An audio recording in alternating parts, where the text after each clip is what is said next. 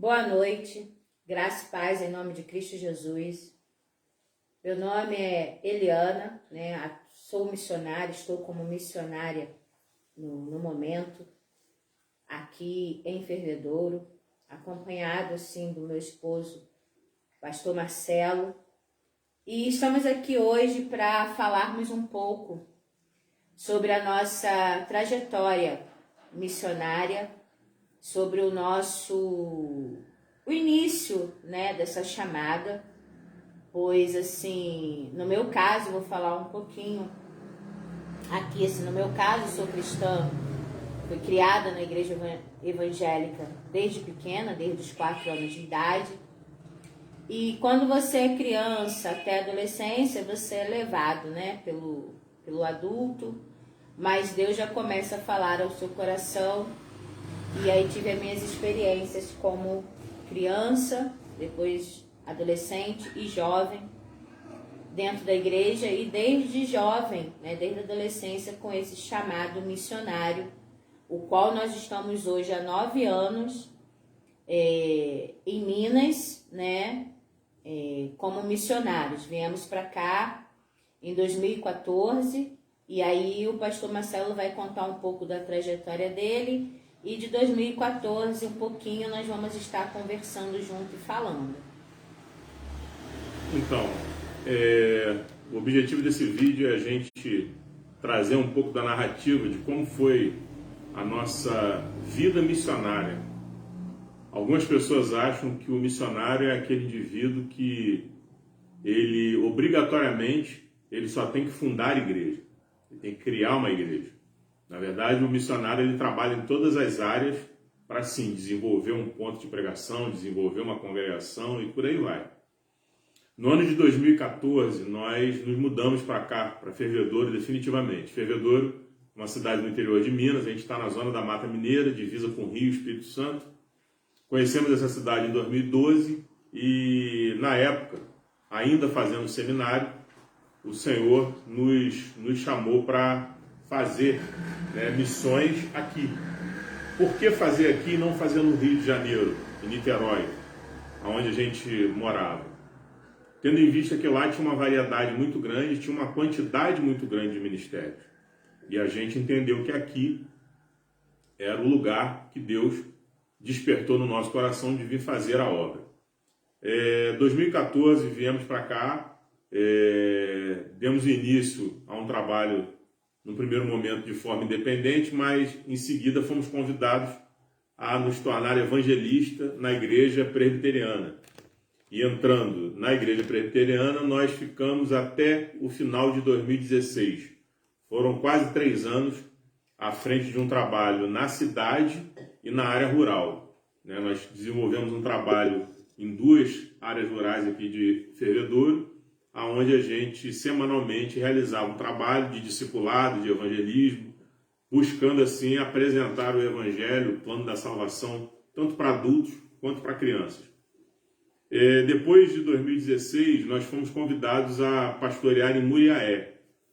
Muriaé é uma cidade próxima a nós aqui, cerca de 50 quilômetros de Fervedouro, e uma cidade já com mais de 100 mil habitantes, com todos os desafios de uma cidade de porte médio.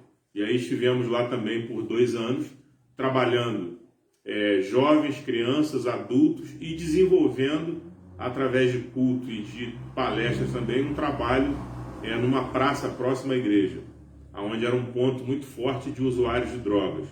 E nós realizávamos ali o trabalho, entendendo que a palavra do Senhor precisava ser levada para esse povo também. Porque ao chegar na praça nós nos deparamos com algo que nos deixou um tanto quanto surpresos. O que foi? Nós encontramos muitas pessoas desviadas, pessoas que já tinham participado de uma igreja evangélica. Líderes, pessoas do louvor, jovens, adolescentes, homens, enfim. Uma variedade de pessoas que um dia estiveram, aonde nós e aonde você que vai estar assistindo depois, esteve também. E só que, nós estamos aqui fazendo tipo um bate-papo, e aí a gente, nesse bate-papo aqui também, a gente quer, além de nos apresentarmos, como missionários, como cristãos, como pastores, né, na obra, tem as suas dificuldades, sim. A visão missionária é uma visão diferente daqueles que estão ali só na igreja, né? Porque o missionário, ele exerce mais o trabalho de pregar mesmo o evangelho, de se fazer discípulos, né? E assim, temos formação para isso, não que isso seja importante, né? Tão importante, porque a primeira coisa importante é o chamado. E eu posso dizer assim, que no meu caso, com 12 anos de idade, num culto de missões na minha igreja, aonde sempre iam missionários dar palestras, falar sobre como era o trabalho missionário deles, e num desses cultos, o missionário perguntou quem estava disposto a ir levar o evangelho, e eu, com 12 anos de idade, eu fui à frente para aceitar esse convite, né? Só que com 12 anos você aceita, às vezes você faz algo, você não entende muito bem ali, né, o que é, mas realmente o chamado de Deus se confirma e também Deus nos prepara, porque não é de uma hora para outra. Por mais que nós possamos ser conhecedores da palavra, por mais que nós possamos ser crentes desde pequeno, tem que haver um preparo, tem que haver uma experiência, né, para você lidar com pessoas, entender pessoas, olhar com outro olhar. E isso Deus foi nos lapidando, porque, né, sempre envolvido na obra na igreja, sempre trabalhando lado a lado do nosso pastor. O meu esposo, depois que se converteu, né, tá fazendo aí quase 25 anos que ele está, né, aí com a vida com Jesus. E ele depois converteu, veio o batismo, né, depois se tornou diácono, depois presbítero e depois fazendo seminário para ter o pastoreado, porque era algo que antes dele se batizar, de se converter, Deus já tinha despertado e falado ao coração dele. Porque na época que Deus falou, ele não acreditou muito, porque ele fazia faculdade de Direito. E em um culto, né, que teve na nossa casa, a gente namorávamos ainda, e foi na casa da mãe dele, esse culto, essa irmã ali no momento de oração falou que ela via ele num púlpito com um livro preto de terno e gravata, levando a palavra. Aí ele foi e falou assim, não, ela não viu não, ela tá falando isso porque ela viu que eu faço faculdade de Direito e ela tá vendo eu exercitando o direito, né? E se passaram ali o quê? Uns 10 anos praticamente, que foi quando você entrou para a igreja, que ele entrou para a igreja, se tornou presbítero, diácono, presbítero, e um dia o nosso pastor falou que ele tinha uma chamada para isso. Então, levou-se 10 anos. Só um parênteses aqui, é o que a gente tenta explicar para as pessoas, e as pessoas às vezes acham que não é assim, ou que não funciona assim. Eu cheguei na igreja e, como todo recém-convertido, você está ali aprendendo, né? Cada situação é um aprendizado. Um culto de Santa Ceia é um aprendizado, uma escola dominical é um aprendizado, e você vai desenvolvendo ali. Então, assim, o meu primeiro cargo, se eu posso dizer assim, na igreja foi professor de escola dominical. Hoje em dia a gente vê que algumas igrejas têm uma dificuldade de ter um professor de escola dominical, porque estudar para ensinar também dá trabalho, também é aprendizado. Então foi uma sequência. Eu fui professor. E pastor, dá uma explicadinha depois também. Depois você foi diácono, né? Sim. Qual é a função, qual é o chamado de um diácono? O que um diácono faz dentro da obra? Qual é esse chamado de diácono? Sim. Ser o professor da escola dominical né? Ele tem que ser uma pessoa que estuda a palavra, Sim, né? sim. Que se prepara, que tem uma vida também de exemplo, que fala lá dos que são chamados, né? Lá em Tiago, em 1 Timóteo. Isso. Uns são chamados para pastores, para mestres, para líderes, para o ensino e tal. Então, eu queria que você falasse um pouco aí sobre esse chamado, sobre essa coisa. O diaconato e o presbiterato, eles são ofícios eclesiásticos. Tempo atrás aí, a gente conversando com uma determinada pessoa, a pessoa me perguntou o que era ofício eclesiástico. Então, os ofícios eclesiásticos hoje são diácono, presbítero e pastor.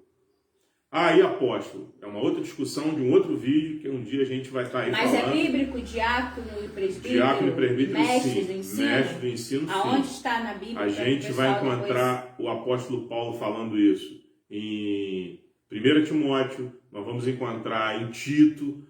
Boa parte das cartas de Paulo ensina isso. E o que nós estamos tentando passar, de certa forma, para você? O diaconato é algo importante. O diaconato foi o primeiro ofício bíblico no seio da igreja. A igreja primitiva precisava de homens que organizassem, que administrassem, de certa forma, o povo. E aí surge o diaconato. O primeiro diácono, e também foi o primeiro mártir na história do Novo Testamento, foi Estevão. Estevão foi morto, eu acho que Estevão ainda tinha entre 17 e 19 anos. 17 anos. Então, ele foi morto, apedrejado, porque falava de Jesus, pregava o evangelho. Então, o diácono hoje, na atualidade, ele é responsável pela parte organizacional da igreja. De que forma? Se a igreja tem ali um estacionamento, o diácono vai estar conduzindo aquilo. Se a igreja precisa fazer algum reparo, vai ter uma junta diaconal que vai providenciar aquele reparo. E sobre as viúvas e os órfãos? Sobre as viúvas e os órfãos, algo que está esquecido no nosso tempo. Tiago deixa também muito claro para nós. As viúvas e os órfãos, eles têm prioridades. Eu sou de um tempo, eu sou de uma época de igreja em que a gente se preocupava em montar cesta básica para levar a famílias que estavam passando por algum problema. Isso acabou, isso está acabando.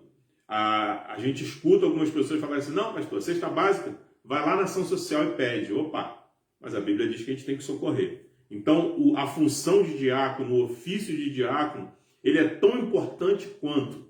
Só que hoje a gente está vivendo um tempo que a hierarquia, as pessoas estão sim querendo assumir postos, mas se você fala assim, você quer ser diácono, quer ser professor? Não, eu quero ser presbítero, eu quero ser missionário, eu quero ser evangelista. E aí eu digo para você que é um processo. Se eu tivesse, no ano que eu me batizei, o pastor tivesse me ungido a presbítero, eu não teria tido todo o aprendizado que eu tive enquanto professor e depois diácono, para aí sim vir a ser presbítero.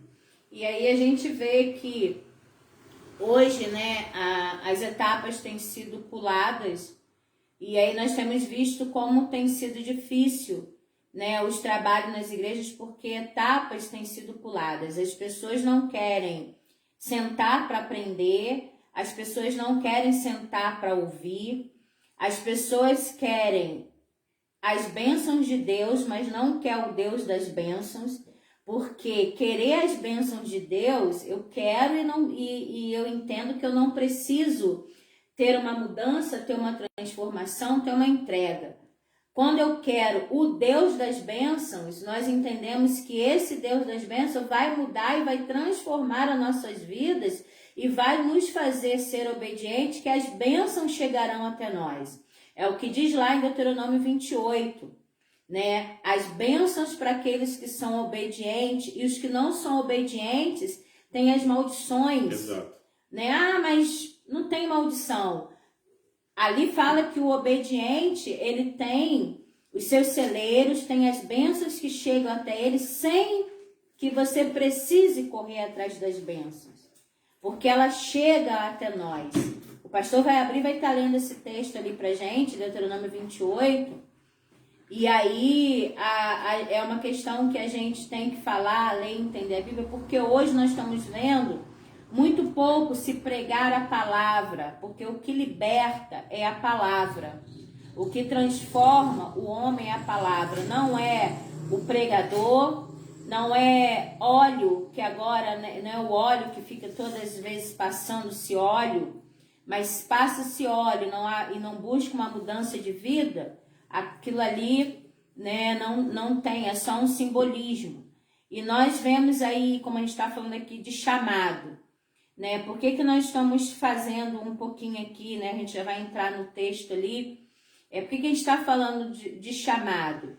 Porque as pessoas que não conhecem e não entendem, acham que a pessoa decide ser missionário porque ela quer, porque ela vai ganhar dinheiro, porque ela vai ter uma vida confortável, porque ela vai ter uma vida de aplausos, de glória, nada disso. Quando somos chamados a fazer a obra do Senhor, tudo é o contrário. E ninguém numa sã consciência, por vontade própria, vai falar um dia assim, eu vou sair da onde eu tô, eu vou largar meu trabalho, eu vou largar minhas coisas e vou para um interior e vou ser missionário. Não. Missionário muitas vezes não tem salário. Missionário vive de ajuda e recursos enviados pelas igrejas, que às vezes as igrejas não mandam. O missionário bate de porta em porta. O missionário, ele busca ensinar a palavra. O missionário vive pela fé. E nós podemos dizer isso que é viver pela fé. Porque quando nós estamos dentro de uma igreja, na zona de conforto, o que é zona de conforto? Tenho meu emprego, tenho minha casa, tenho a minha igreja, mesmo que a gente sirva na igreja, trabalhe na igreja, mas você tem ali aquelas pessoas que estão ao teu redor, que batem nas tuas costas, que gostam do trabalho que você faz e tal. E quando você sai para missões, muitas daquelas pessoas nem procuram mais, porque acha que o missionário vai só pedir, porque o missionário passa por provações e vai pedir. E algo, complementando um pouco o que a missionária está falando, o que acontece? Existe uma cultura, ou um entendimento, ou um conceito, de que missionário na obra, missionário no campo, é aquele indivíduo que tem que viver de forma paupérrima, ou seja, pobre. O missionário, ele é aquele indivíduo que vive o extremo da humildade. E aí a gente fica se perguntando, a gente prega um Deus que realiza milagre, que providencia as bênçãos, tanto espirituais quanto materiais, mas aí você encontra às vezes um missionário enfermo, sem condição de se manter, você encontra um missionário com filhos menores e às vezes sem condição de dar algo para os seus filhos. Então, assim, a gente precisa mudar essa visão. E como é que essa visão, vai mudar? Uma vez que você olha para a palavra. O apóstolo Paulo, ele foi o maior plantador de igrejas da história, não teve outro. E aí o que você observa? Existia ali uma gestão dos recursos, das ofertas que ele recebia. E todas as ofertas, elas eram feitas como? Elas eram enviadas para os campos. E a gente está perdendo um pouco isso.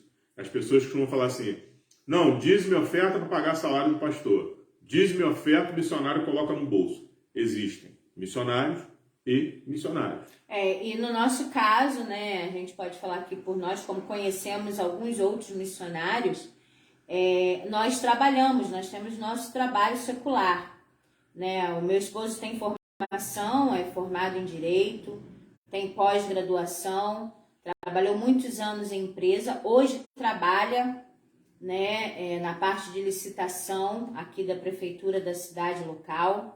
Eu tenho o meu salão, onde nós fornecemos cursos, preparações, né? Mas assim, o que envolve a obra do Senhor, nós não temos remunerações. Nós fazemos serviço voluntário em escolas, em creches, pregamos em igrejas, em comunidade terapêutica, nós já doamos o nosso tempo, nossos filhos nos apoiam, eles também hoje trabalham, fazem faculdade. Então, assim, a gente vê Deus nos abençoando de uma forma pela nossa profissão. Deus nos permitiu no meu caso, 40 anos de igreja, ele 20 anos de igreja, 25 anos de igreja, Deus nos permitiu nesse período nos prepararmos secularmente, estudar, se preparar, ter uma profissão, né, abriu portas, né, porque meu esposo sempre trabalhou em grandes empresas, e isso hoje, quando nós vamos para o campo missionário, nós não dependemos do salário da igreja, nem do envio das igrejas totalmente, porque Deus sempre abre porta de trabalho para nós. Deus sempre supre e dá para nós conciliarmos o trabalho secular com a obra, sim, porque Deus sempre proporciona lugares, trabalho que a gente consiga ter esse horário, essa disponibilidade de divisão de horário. Então, assim, nós vemos em tudo Deus, né? E no próprio trabalho, no próprio lugar que nós chegamos para trabalhar ou para fazer um serviço voluntário, é um meio de você também estar fazendo missões, porque as pessoas vão te conhecer, as pessoas vão ver o teu testemunho. Tem pessoas que se chegam pedindo oração, pedindo uma palavra, e as pessoas observam, né, a vida da gente, e isso é uma forma também de fazer a obra, né, de fazer a obra, porque aí você está indo, as pessoas estão vendo. Hoje, aqui em Fervedouro, nós não temos uma igreja e um campo missionário, a qual nós estamos ali dentro, né, fazendo, mas nós temos feito, pela misericórdia de Deus, trabalhos aonde somos convidados a ir levar a palavra, aonde podemos fazer trabalho com as crianças, como aqui voluntariamente fizemos no Morro Bela Vista, aonde nós passamos ali também, além do estudo bíblico com as crianças, teve os cursos voluntários de alfabetização, design de sobrancelha, aula de reforço, porque nós entendemos que a igreja é muito além das quatro paredes. A igreja não é só quatro paredes. E muitas das vezes, às vezes, nós precisamos de recurso para esses trabalhos, né? Esses trabalhos voluntários aonde nós estamos. Né? Igual assim, faz trabalho com as crianças aqui na comunidade Bela Vista. Precisa de um lanche, precisa de um recurso. E graças a Deus, Deus também levanta pessoas que nos enviam recurso para isso. Né? Então, assim, eu queria que o pastor Marcelo falasse um pouquinho das suas formações. Querido, antes da gente entrar, depois você dá uma lida em Deuteronômio 28. A parte inicial vai falar dos benefícios de obedecer. A gente hoje está vivendo uma época de que as pessoas têm olhado para a igreja ou para as igrejas como se fosse uma grande estante, uma grande prateleira. E aí você fala assim, eu vou na igreja hoje A porque lá o louvor é bom. Eu vou na igreja B porque lá tem revelação. Eu vou na igreja C porque lá os meus amigos fazem parte. E aí a gente precisa tomar cuidado com isso. Nós estamos vivendo uma época de ausência de responsabilidades ou de entendimento do que é ser cristão. A gente pegou década de 80 e 90 com um título chamado gospel, que todo mundo hoje se diz gospel, né? Acha bonito, virou um jargão. Mas nós sabemos que através da palavra nós somos chamados a ser servos do Senhor. O servo, na origem mesmo da palavra, é ser escravo, é ser dependente. Ninguém quer. Todo mundo rejeita isso. Mas o termo hoje é que nós somos servos do Senhor, dentro da igreja. Deuteronômio 28, eu vou ler alguns versículos, eu não vou ler todo. Até o versículo 14 vai falar da importância da obediência, e do verso 15 até a parte final ele vai falar dos resultados da desobediência. Diz assim: se ouvires atentamente a voz do Senhor teu Deus, tendo cuidado de guardar todos os seus mandamentos que hoje te ordeno, o Senhor teu Deus te exaltará sobre todas as nações da terra. Ouvir atentamente. Quem ouve atentamente, presta atenção. Quem ouve atentamente não perde tempo atendendo, ou melhor, olhando para o celular como tem sido no nosso tempo. Nós hoje estamos vivendo uma época que você chega nos cultos hoje, você chega num culto com 50 pessoas, você pode bater o olho que pelo menos umas 15 vão estar voltadas para o celular. Ah, pastor, mas eu estou no celular porque eu estou acessando a Bíblia digital. Perfeito. Mas entre você assistir ou acessar a sua Bíblia digital, você recebe uma mensagem do WhatsApp, você recebe uma mensagem do Instagram e por aí vai. Então, estar atento, ouvir atentamente a voz de Deus requer obediência, requer posicionamento, requer vontade. Se ouvires a voz do Senhor teu Deus, todas estas bênçãos virão sobre ti e te alcançarão. Amado, bênção material, ela é uma consequência daquele que serve ao Senhor. A mensagem de hoje de muitas igrejas é que você tem que ir para a igreja só para buscar bênção material. Cuidado, bênção material ela é importante, ela é bíblica, mas ela não pode tomar o lugar de Deus na sua vida. Então aqui em Deuteronômio a gente já encontra essa instrução. Bendito será na cidade, no campo, bendito serão o fruto do teu ventre, o fruto do teu solo, o fruto dos teus animais e as crias. Bendito serão o teu cesto e a tua vasilha de amassar pão. Bendito será quando entrar e bendito quando sair.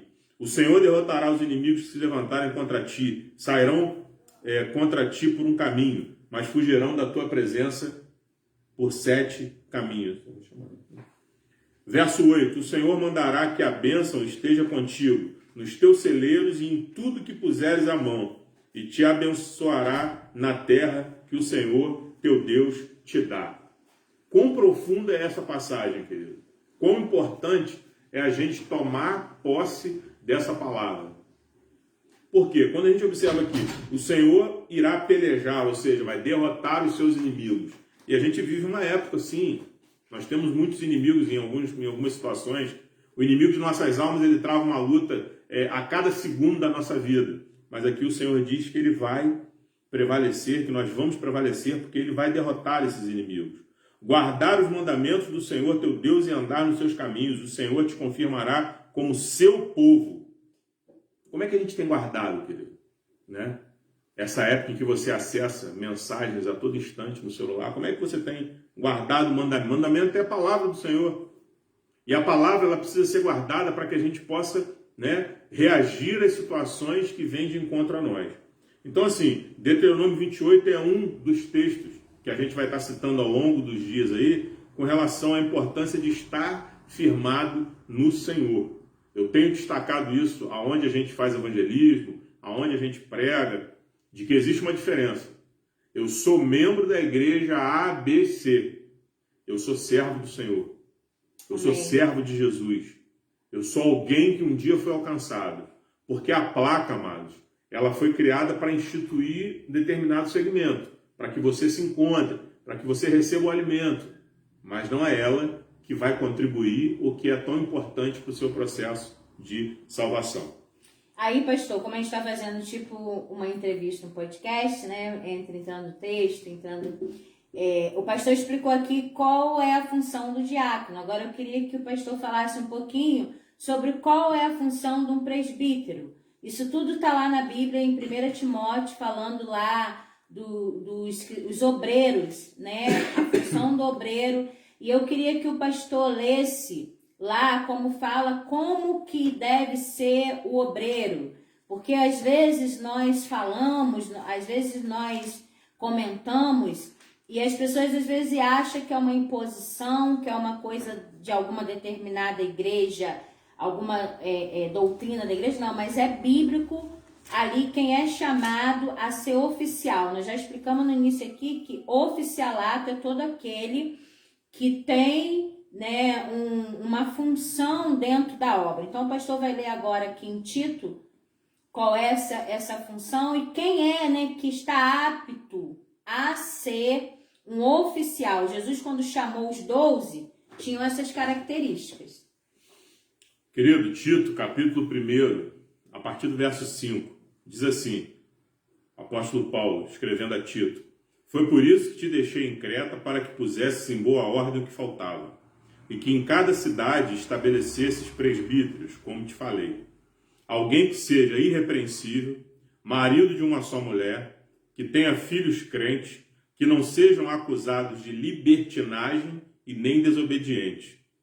Verso 7. Pois, como responsável pela obra de Deus, é necessário que o bispo seja irrepreensível, não arrogante, não inclinado a brigas, não inclinado ao vinho, não violento. Pastor, só um minutinho. O que é ser irrepreensível? Explica aí o texto aí, ponto a ponto, para que as pessoas possam entender dentro da palavra. O que é ser irrepreensível? Aquele que não leva repreensão, que não recebe uma correção. Seria esse o significado. Irrepreensível são duas palavras. Você vai lembrar de repreensão, que é repreensão, quando você vai lá e corrige, quando você vai lá e tenta acertar. E irrepreensível é aquele que não recebe correção. Ele não pode ser assim, ele tem que receber a correção. Sim. Mesmo sim. sendo um pastor, mesmo sendo um presbítero, Exato.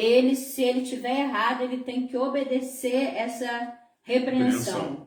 E a gente já ouviu alguns casos aí de alguns. Se você tiver alguma pergunta aí, pode estar colocando aí, escrevendo, que a gente vai estar falando. Continuando, não violento, não dominado pela ganância, mas hospitaleiro, amigo do bem, sóbrio, justo, piedoso, equilibrado, que se mantenha firme na palavra fiel conforme a doutrina, para que seja capaz de tanto de exortar na sã doutrina, quanto de convencer os seus opositores. Irmãos, você talvez tenha ouvido esse texto e está me perguntando assim, pastor, mas isso aí era um outro contexto. Perfeito, era uma outra época. Sem sombra de dúvida. Só que essa instrução, ela não foi limitada só a essa época, ela vale até hoje. Ou seja, a palavra que o Espírito Santo inspirou os homens de Deus a escreverem, ela tem efeito até hoje. O verso 10 diz assim, porque há muitos insubordinados, meros faladores e enganadores, principalmente os da circuncisão. Se você for olhar todos esses requisitos aqui, eles são importantes. Alguém que seja irrepreensível, a gente já falou aqui, marido de uma só mulher. Hoje em dia está difícil isso. Pela misericórdia do Senhor, em maio desse ano, nós vamos completar 27 anos de casado.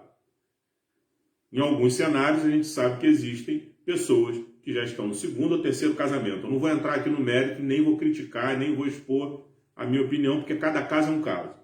Mas a Bíblia traz essa instrução para a gente, que tenha filhos crentes.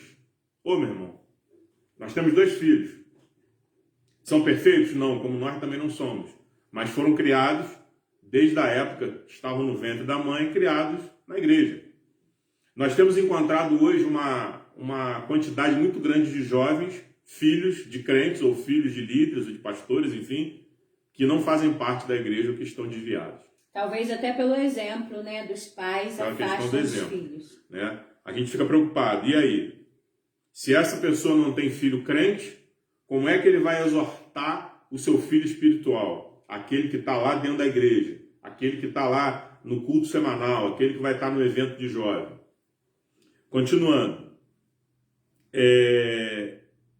Que não sejam desobedientes. Quantos líderes têm sido desobedientes? Eu tenho um presbítero que ele falava para mim assim, a gente só pode dizer que conhece uma pessoa a fundo ou plenamente quando a gente come 1 quilo de sal com ela. Meio difícil, né? Mas é por aí.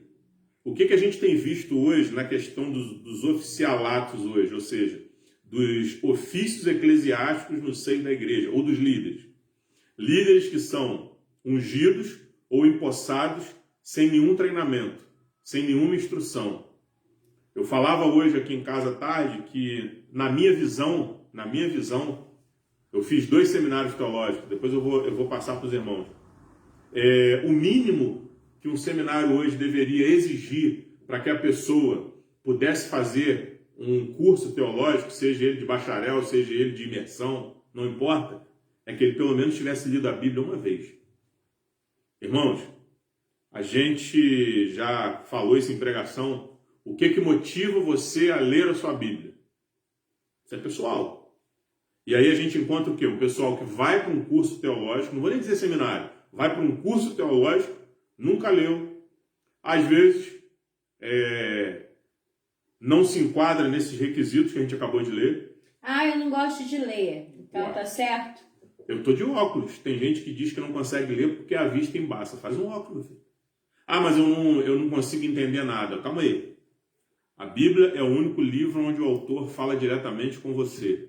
Tem texto na Bíblia que você às vezes não precisa nem pesquisar o contexto. Ele fala por si só. Ah, não, é que meu pastor, opa, os crentes de Bereia, está lá em Atos, eles ouviam a palavra e diariamente verificavam se o que era ensinado e pregado era verdadeiro. A gente está vivendo uma época que as pessoas não querem mais ter esse trato. Para finalizar, diz que ele não pode ser inclinado a brigas, a vinho, nem a violência, nem arrogante. Olha só, irmãos, um outro detalhe, e eu sempre gosto de frisar isso. Ah, pastor, mas a Bíblia não diz que é pecado ou que é errado beber, ou que é proibido fazer uso de droga. E aí eu vou abrir um parênteses aqui. A bebida é uma droga, tá, querido? Bebida é droga. Não sou eu que estou falando, não. Você pesquisa aí no Google. A bebida é a droga mais democrática e mais fácil acesso. Até socialmente, né? Até socialmente. Esse papinho de que você fala assim, não, eu só bebo importada. Eu só bebo vinho. Só bebo final de semana. Eu sei de relatos de pessoas que vão para o público embriagado. Ah, mas o senhor está sendo radical. Não, é a Bíblia. Irmãos, eu comecei a beber com 13 para 14 anos de idade. Fui até os 26 aproximadamente. Bebi de tudo e de todos. O que tinha de beber, eu bebi. Não venha dizer para mim que você toma só um cálice de vinho. Se você, na época que eu bebia, se você botasse 1 litro de vinho, eu bebi 1 litro de vinho. Se você beber um cálicezinho, você vai ter o mesmo efeito. Então, assim, a gente precisa parar de relativizar as coisas. A Bíblia, se a gente for entrar no mérito aqui, a gente quer começar a colocar conceitos nela. Não. Ela instrui, não apegado ao vinho. Ponto. Contexto. O vinho da época de Jesus, um vinho natural, orgânico, muito mais, né, sem sombra de dúvida, melhor do que o de hoje, ele tinha, sim, teor alcoólico. Onde eu já ouvi um diácono dizer para mim que o vinho da época de Jesus tinha um teor alcoólico menor do que o de hoje. Opa! Então a gente precisa parar de buscar alternativa. O texto é muito claro quando diz hospitaleiro. Está difícil isso hoje. Ser hospitaleiro é você saber receber alguém. A gente vai num culto hoje, o visitante vai. Se o pastor lá do púlpito não falar assim, irmão, dá uma saudação aí pro visitante. Aí às vezes a igreja até faz aquela saudação, né? Canta aquele corinho, né? Aí quando acaba o culto que vai para a porta, aquela pessoa vai embora e ninguém chega até ela e aperta a mão, pergunta o nome, né? Conversa ali uns minutinhos. Às vezes o que a pessoa está precisando é isso. Pastor, hospitaleiro. Sim. Uma pergunta. Né, mais de 20 anos como cristão, né? Provou as coisas que eram do mundo, inclusive outras religiões, né? Frequentou outras religiões, né? Que a gente não pode citar nomes por causa do YouTube, do Facebook, mas frequentou outras religiões. Quando foi aquele... E assim, depois que se converteu, se batizou, como nós falamos, foi diácono, presbítero, professor de escola dominical, sempre ativo, sempre trabalhando na igreja, sempre à frente de um ministério dentro da igreja, lado a lado do pastor, sempre fazendo a obra com amor e tal. Mas quando foi aquele... Eu falei que o meu chamado foi aos 12 anos de idade, né? Para ser missionária. Aos 12 anos de idade eu fui à frente com esse chamado. E depois eu comecei, tá, irmãos? Orar para que Deus me desse um esposo que fosse um esposo de Deus, que seguisse a obra de Deus, para que fizesse a missão comigo, tá? Porque não adiantava eu ter o chamado e não pedir a Deus a isso. Mas quando foi que você teve a certeza daquele chamado missionário para sair das 4 paredes? Porque muitas pessoas hoje querem ser pastor, muitas pessoas hoje quer estar na frente de uma igreja, mas às vezes não evangeliza o vizinho, muitas das vezes não fala de Jesus no seu trabalho, não fala de Jesus na sua escola, não fala de Jesus na rua e quer ter uma igreja, quer fazer missões, quer fazer. Então, quando foi que você teve a certeza desse chamado. Não, eu quero agora sair da zona de conforto, das quatro paredes da igreja, ir para um lugar onde eu vejo que há necessidade, onde Deus me usa e tal. Desde o início, né, da conversão e até hoje, isso ainda tem uma resistência até hoje, eu sempre fui muito curioso e sempre fui muito crítico comigo mesmo. Em que sentido? Eu sempre acho que eu posso fazer mais, que eu posso realizar mais. Não para mérito próprio, mas eu sempre vejo que eu posso fazer mais. E isso eu levei para o trabalho, né? Eu trabalhei 27 anos em empresas nacionais, internacionais, e já cheguei a trabalhar 12, 13 horas por dia. E aí, quando eu chego na igreja, eu sempre fiz parte de várias áreas da igreja. Né? O fato de eu ter sido presbítero, diácono, professor de escola dominical, mas eu já limpei banheiro, eu já varri, eu já capinei, eu já ajudei em obra, eu já pintei, eu já levei cesta básica, enfim, eu fazia de tudo um pouco, fui tesoureiro.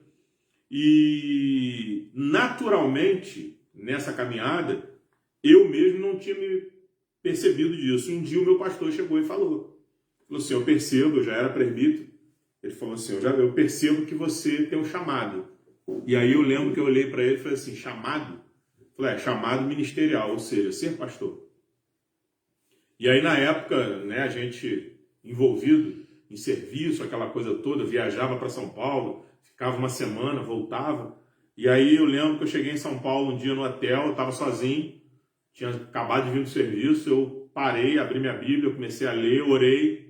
E aí no meu coração eu falei assim, quando eu voltar para o Rio, eu vou procurar um seminário teológico. E foi o que eu fiz. Eu custeei todo o meu seminário, irmãos. Não estou aqui desmerecendo quem é mantido pela sua igreja, né? Existem casos, mas eu paguei o meu seminário. E aí eu voltei e me inscrevi no seminário. E aí, quando eu me inscrevi no seminário, existe algo que a gente precisa pensar. Quanto mais conhecimento você tem, maior a sua responsabilidade.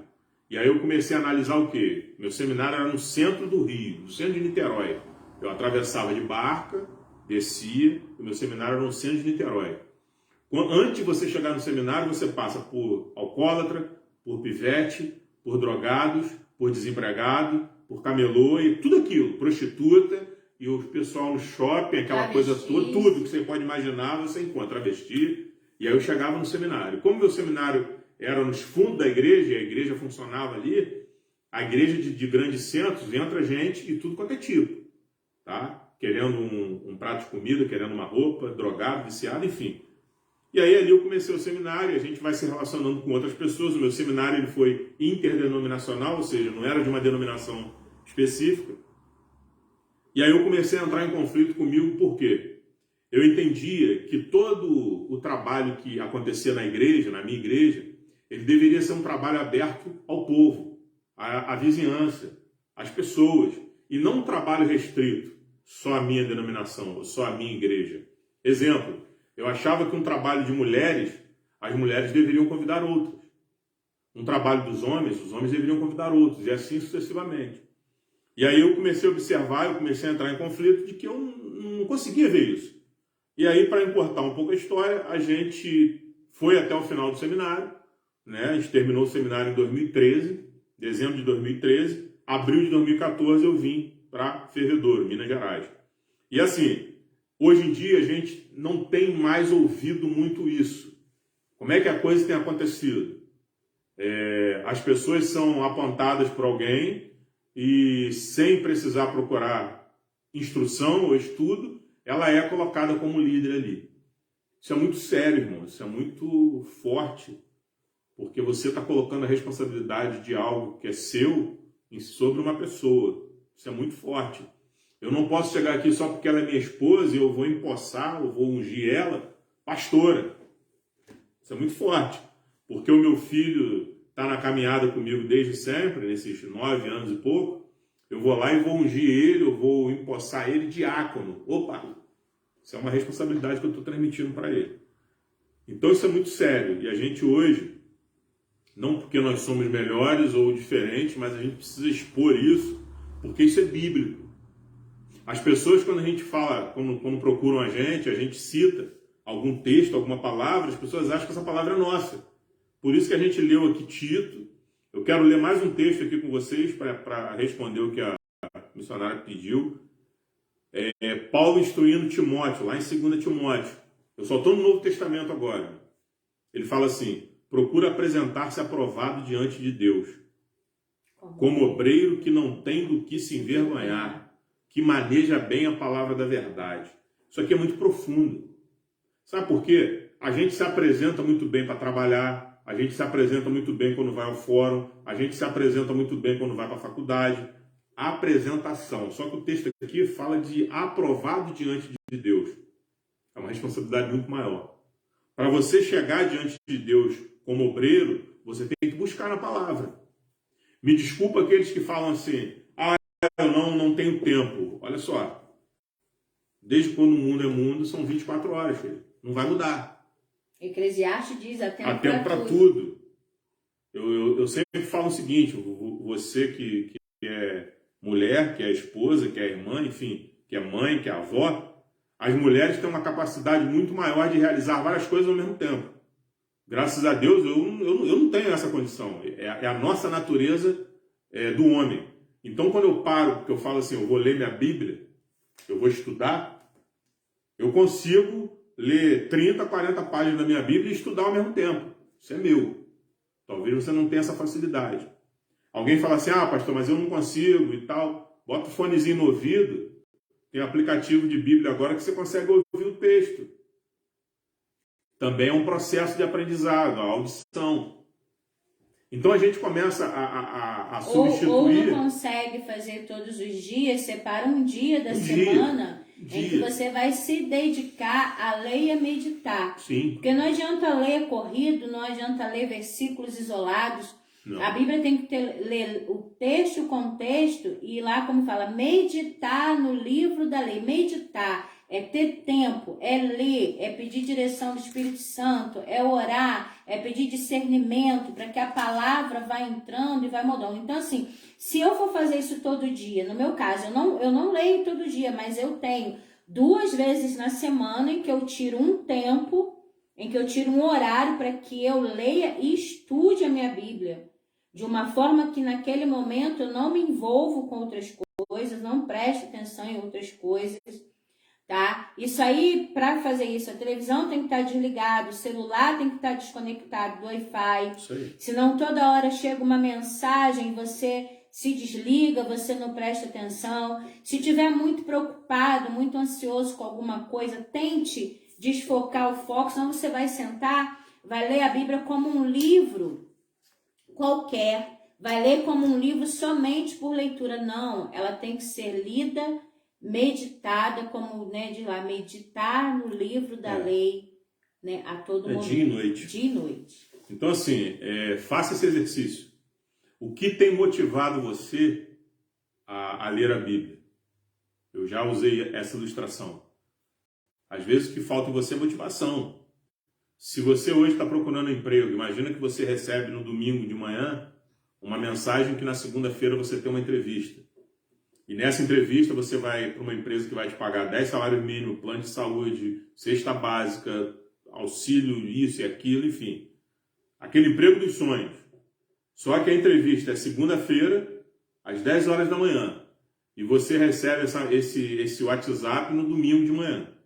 E aí a pessoa, no final da mensagem, fala assim, só que para você participar da entrevista, você vai precisar ter lido um livro. E esse livro é a Bíblia. A Bíblia possui 66 livros, de Gênesis a Apocalipse. E aí talvez você vai olhar e vai falar assim, eu vou ter que ler. E de repente na segunda-feira de manhã, por causa dessa motivação que é o emprego, o dinheiro, enfim, você talvez tenha lido ela 2, 3 vezes. Então, o que te motiva? Isso é pessoal. É igual faculdade. Eu não quero fazer faculdade, porque eu acho que é perda de tempo. É pessoal. Isso aí, o melhor professor do mundo pode te explicar, o melhor pai, a melhor mãe, e você falar, não quero. É uma escolha. Já que a gente tocou nisso... nisso... aí pra gente, né, finalizar, ler um texto depois pra gente fazer um fechamento, né, aqui hoje. Nós estamos fazendo aqui essa live, nós, né, apresentando sobre o que é o chamado missionário, sobre como foi o nosso chamado missionário, sobre como Deus nos preparou e tem nos preparado para esse chamado, para essa obra, né? Nós entendemos, como o pastor falou aqui, que a igreja tem que ser fora das quatro paredes. Igreja quer dizer eclésia, chamados para fora, né? Então, a igreja ela não tem que ficar só entre as quatro paredes. Além da gente dar testemunho com a nossa vida fora das quatro paredes, os trabalhos, os eventos da igreja, o que se é programado para as igrejas, tem que ter uma visão que alcance o mundo lá fora, que atraiam as pessoas. E trabalhar com o mundo lá fora, atrair as pessoas lá fora, dá trabalho. Às vezes nós falamos assim, mas eu já visitei, mas eu já orei, mas eu já falei isso. Não, ali tem pessoas que precisam ser carregadas, precisam ser ali apoiadas, precisa de uma dedicação, né, ali maior para que ela possa entender, né? Outra coisa, a questão do missionário, a questão do cristão, nós temos que entender a cultura local da onde estamos para que possamos fazer o evangelho. Jesus conhecia a cultura local, tanto que toda vez que ele ia pregar, ele usava em parábolas, ele usava algo que era específico daquela região para falar em parábola, porque ele sabia que o povo ali era cultural conhecer aquele tipo de árvore, aquele tipo de exemplo que ele estava dando. Então, nós precisamos conhecer a cultura local, conhecer as pessoas, tá? Conhecer as pessoas para poder a gente estar vendo a forma de aplicar a palavra. Às vezes nós temos que aplicar a palavra para algumas pessoas de forma mais simples, de forma mais sutil. Às vezes nós não podemos chegar em determinado lugar já querendo pregar, né? Nós entendemos aqui como missionária, falando um pouquinho da nossa experiência. Em Rondônia nós fazemos muita palestra nas escolas, porque nós fazemos parte de uma ONG, Mundo Sem Drogas. Prevenção. Precisa se prevenir antes de cair. E aí nós íamos fazer palestra. Essa ONG não é uma ONG cristã, é uma ONG que visa a prevenção do uso de drogas. Mas a gente sempre orava, nós formamos uma equipe com irmãos de outras igrejas, que ali a gente tinha umas 30 pessoas, né? Isso. Cada irmão de um ministério, aonde nós dividíamos, dávamos treinamento, e quando as escolas abriam as portas para que nós dessemos as palestras, cada grupo de 4, de 3, de 5 irmãos iam para as escolas e Jesus nos dava a estratégia de incluir a palavra de Deus sem ser ofensivo, sem falar de religião. E no final, às vezes, pessoas procuravam pedindo oração porque entendiam que ali era um grupo cristão. Então, nós temos que ter essas estratégias dadas por Deus e não deixar de fazer a obra. O pastor vai ler o texto. Nós estamos fazendo, como eu falei, apresentando aqui um pouco sobre nós, que às vezes você nos conhece da rua, você nos conhece de nos ver, você vê a gente falando que nós somos missionários, que somos crentes, pode achar assim, que é de uma hora para outra, que nós decidimos, eu quero, não. Deus que chamou, porque eu falei, ninguém sai da zona de conforto porque quer. E nós estávamos muito bem confortáveis lá onde nós estávamos no Rio de Janeiro, em todos os sentidos.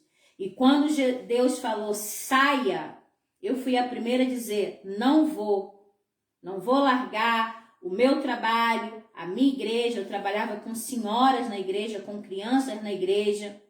Tinha um trabalho excelente, o meu marido muito, mas ainda falei, não vou, Deus, vamos sair daqui, como que vai ser missionário? Lá não vai ter trabalho, lá não vai ter isso que eu faço. E Deus foi moldando, e nós fomos vendo o agir de Deus. Amanhã nós vamos contar nossa experiência em Rondônia, que é outra cultura, outro estilo, outros desafios, tá? Então, outro clima, né? Dificuldades assim. E em Rondônia, posso dizer para vocês que nós vimos Deus face a face. Então, o pastor agora vai ler um texto para a gente encerrar por hoje. Fique na paz. Se precisar de oração, o nosso número de telefone é 032 8486.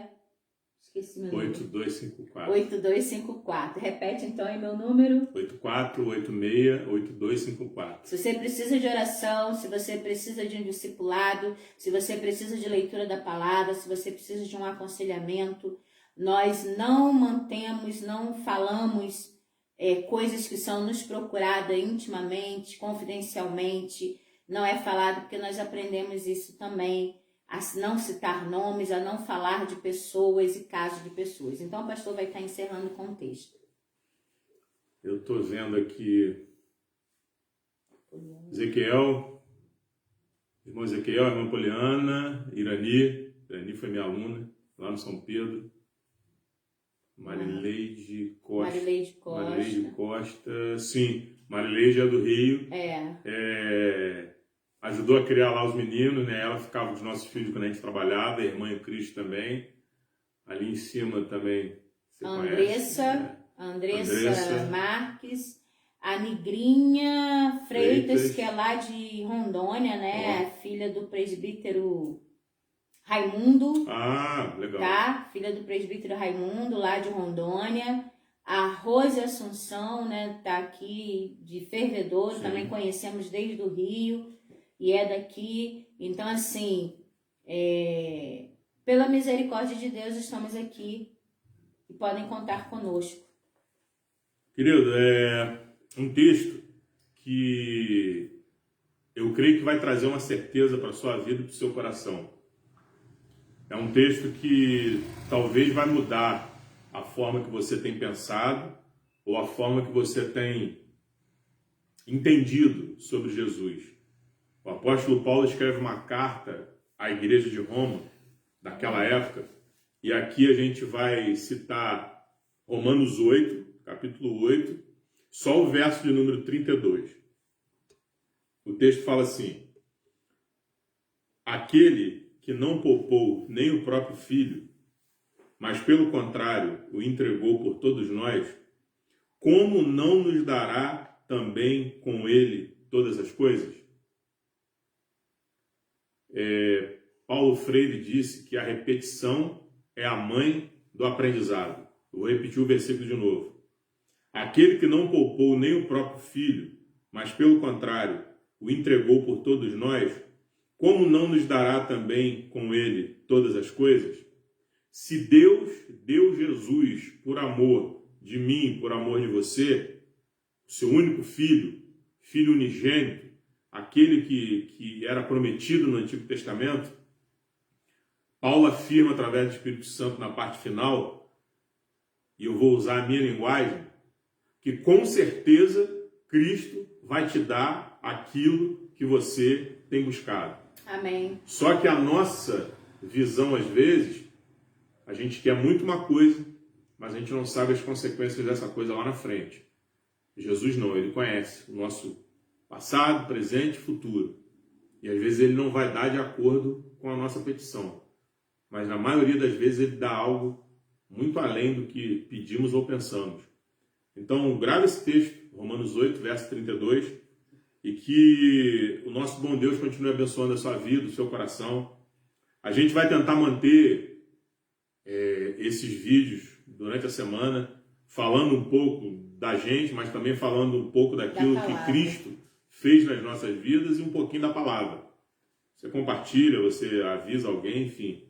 E a gente não está querendo ficar só no virtual. Se você quiser uma visita, você manda mensagem para a gente vai fazer uma visita na sua casa, vai fazer uma oração, enfim. Tá bom? Deus abençoe a sua vida. Graças a Deus. Deus abençoe.